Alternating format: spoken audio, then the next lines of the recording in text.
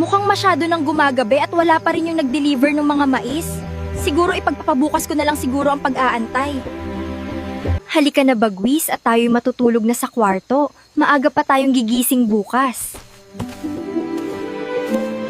Tay, pupunta po ba kayo ngayon sa taniman ng mais? Sasama po ako. Oo anak, maya-maya pagkatapos natin kumain, puntahan na natin yung taniman. Anak, yung mga nag-deliver ng mais, nagpunta ba dito kagabi? Hindi po, Tay. Matagal nga akong nag-antay kagabi. Baka dadating po ngayon, Tay. Bakit kaya natagalan yung mga yun bumalik dito?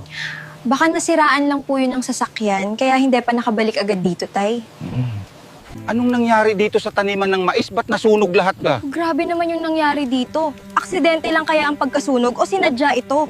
Anak, sino naman kayang tao ang walang awang gumawa nito? Sinunog talaga lahat ng pananim na mais at wala talagang itinira, Tay. Anong nangyari dito sa taniman ng mais mo, Nestor? Bakit naging abo na lang? Anong ginagawa mo dito doon, Pakundo? Ba't naparito ka? Nandito ako para tingnan yung lupain nyo na magiging akin na sa susunod na buwan na. Hindi kami papayag ni tatay. At hindi mangyayari yun doon, Pakundo. Wala na kayong magagawa, hindi na makakabayad yung tatay mo sa kanyang utang, kasama pa yung interest, lalo na ngayon na wala na siyang taniman ng mais. Kawawang Nestor.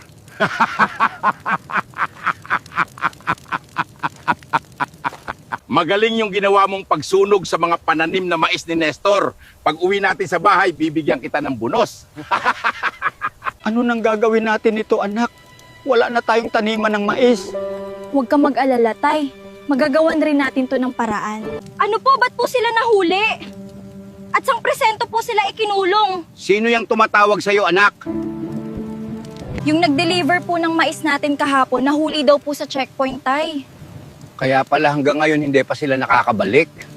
Pupuntahan ko muna sila, anak, sa police station. Baka may magawa ako para makalabas sila. Sige, Tay. Maewan na lang po ako dito.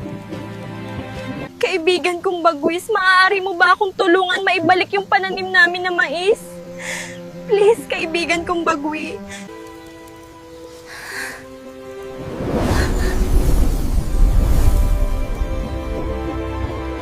Wow! Ang galing mo, kaibigan kong Bagwis! Tumubo ulit yung mga pananim na mais.